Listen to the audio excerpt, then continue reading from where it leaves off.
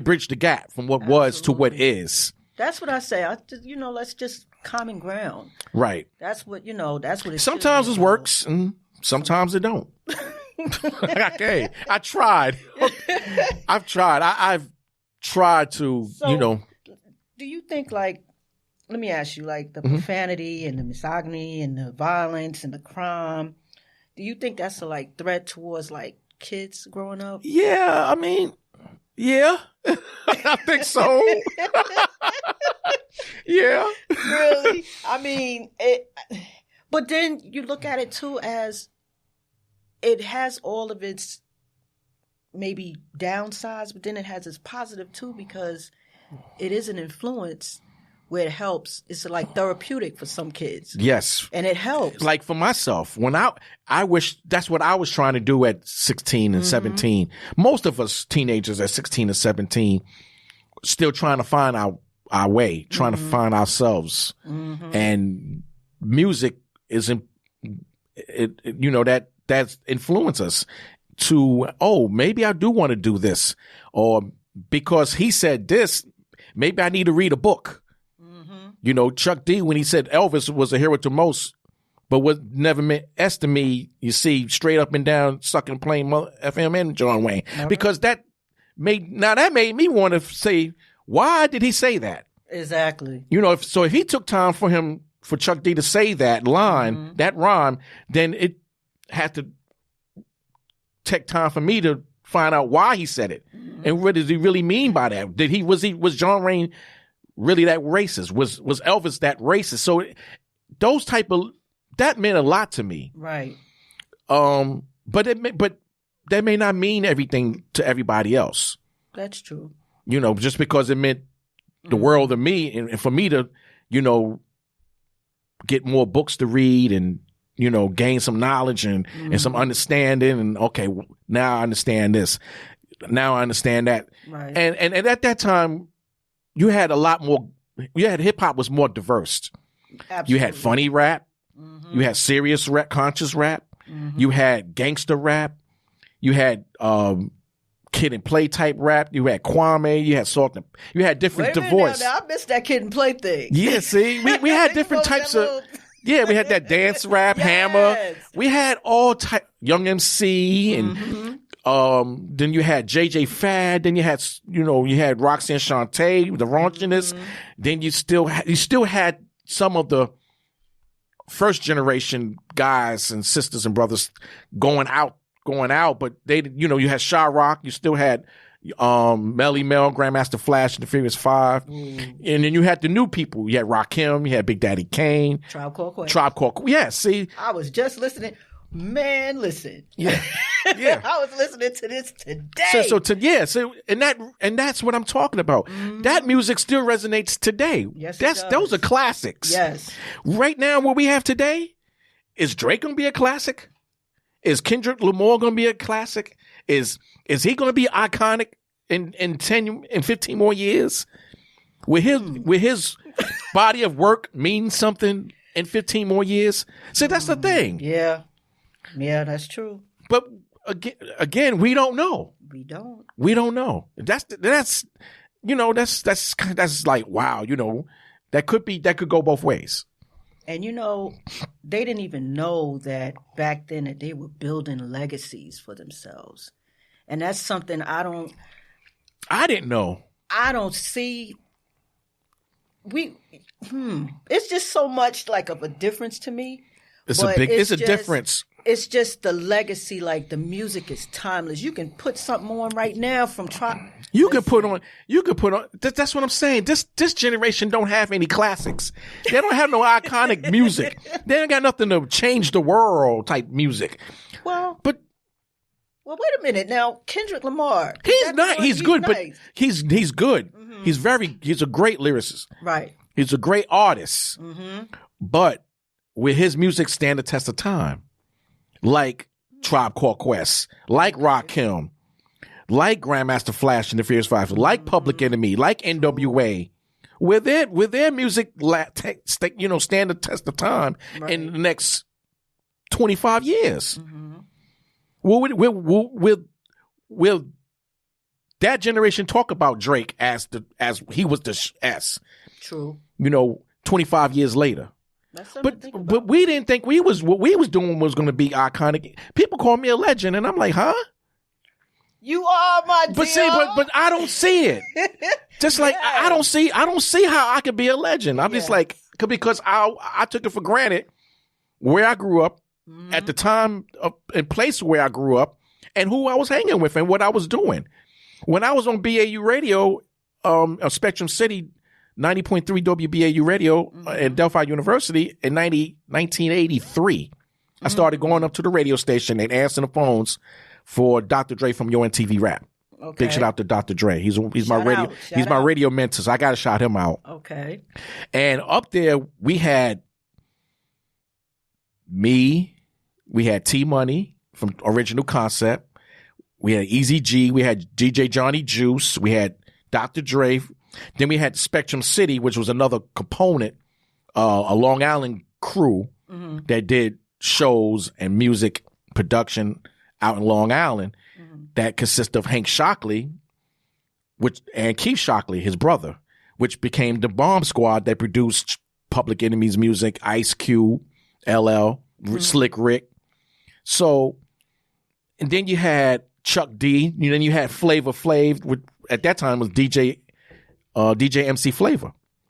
So we had all this gumbo, just doing what we do. Yes, we didn't see where we at now. 40 years later, 35 years later, we didn't. Now Chuck D, for his credit, he did. I remember him saying he would always talk. While we up at BAU on Monday nights, after the show was over, we still did at 3 a.m. Right. The show ended at 1 in the morning. We still there talking about how hip hop is going to take over the world. It's going to replace R&B. It's going to replace rock and roll. It's going to replace all other genres of music. Right. We was like, huh? Get out of here. You smoking. Stop bugging, Chuck. You bugging. But this was a movement. Right. It was a powerful movement. And I saw what he was saying, but to the extent I didn't see that big far ahead like he did. Right. I give him a lot of credit. He saw you know how you say people say the bigger picture? Okay. Well, he saw the big giant picture. His picture was way up here in the clouds. Okay.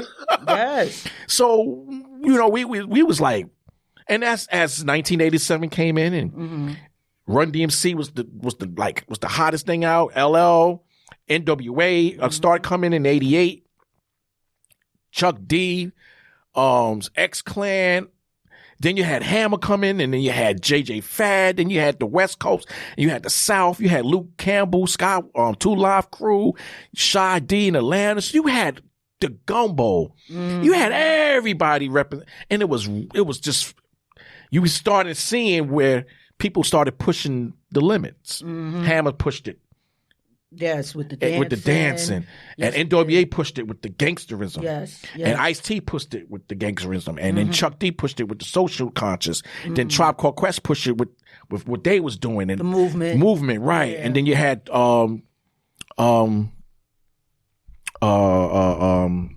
Daisy guys, not the Tribe Called Quest, but the other guys from Long Island, they pushed EPMD? No. You had EPMD. That was them? Okay. Them two. Not okay. I was talking about, but Rakim. You had everybody pushing the envelope, going in different directions, pushing what they was doing, pushing it further out into the universe, out to the world. Right.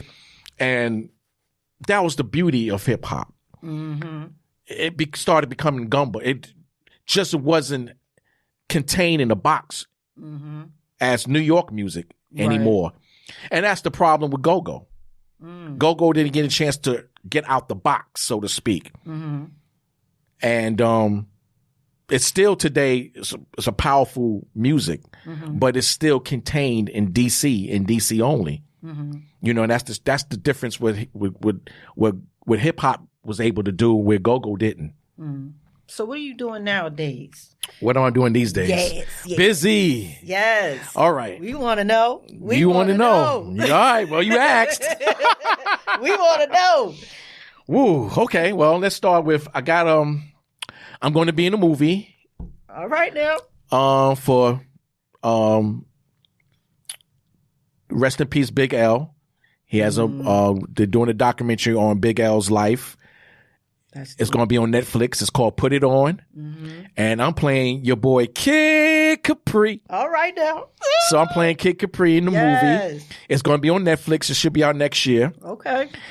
All right. Now, next thing I'm doing, I'm the brand ambassador for Generational Hip Hop Global. It's big shout out to Terrence Barry. Shout out. And Raquel. Mm-hmm. And my other homeboy Terrence, he's executive as well with Generational Hip Hop Global. Okay. And so we're about to do something iconic, something global. Stewing in the pot. Yeah, we're stewing in the pot. Big shout out to Nelson Mandela's grandson. Oh, shout out. Yes. Yeah, so I'm going to be working with him in the next upcoming months. We're working on a situation where we're going to be working with the UN. With their youth council nice organization. That's real nice. I'm also the executive director of the Hip Hop Museum in D.C. So big shout out to my team, Jeremy Beaver. He's the CEO of the museum. You just busy. I just told you. let me say my shout outs to my team in D.C. So Jaquan, what up? Red Summer, our curator, Christine, Neil. Dom, Cortez, Mr. Moss, that he's going to be filming we got a reality show I'm working on too. All right now. I'm trying to come over there where y'all at. Let me come over there. I want to see what I'm missing. Wait a minute now. But what do you have for these young brothers out here? I mean, what can you tell them as far as, what can I tell them? What can you tell them as far as live your dream and, just stay consistent and don't let no one turn you around? Don't let what I'm finding out, what I experience is the people that's with you all the time, every day. That wife, that husband, that son, that mother, that father, that grandparent, that sister, that aunt, that uncle, that brother, that niece, that nephew. Those are the individuals that you have to be mindful that they're not going to be your fans. Not to say they're your enemies, but they're not going to be the ones that's going to be saluting you. It's the people that you don't know. That don't know nothing about you. That calls you a legend. That has love for you and signs autographs for you and buys your content and watches your content. It's going to be those individuals, not your family. Whoa. Your family, they're just going to be your family. Okay, you doing that rap junk or that hip hop nonsense, whatever. Okay, whatever. But to me, that's my passion. That's what I always wanted to do. I have to tell you a quick story. 2007. Come on with it. This is the 3 confirmations I received in doing what I do today. First confirmation was my cousin, Uncle Boogie, my man John. He's my cousin. And he stayed at my house. This was my first marriage. This was in Grayson, Georgia. I used to live in Georgia, outside of Atlanta. And I was content. I thought I was content. I had a big home. I had deers running in my backyard, and I had gained a little weight. I had a Benz. I had that $90,000 job at AT&T. Yeah. So I had these box of tapes collecting cobwebs. I had about 100 tapes, 200 tapes at that time. This is back about 13 years ago. Wow. And my cousin came over. He said, "Yo, what you doing with all these tapes? That's all you listen to." I said, yeah, well, this is what I like to hear. This is what I play. He said, yo, those tapes is like 1981, 1978, 1979, old Cold Crush 4, Treacherous 3, Zulu Nation, Funky 4, Furious 5, Jazzy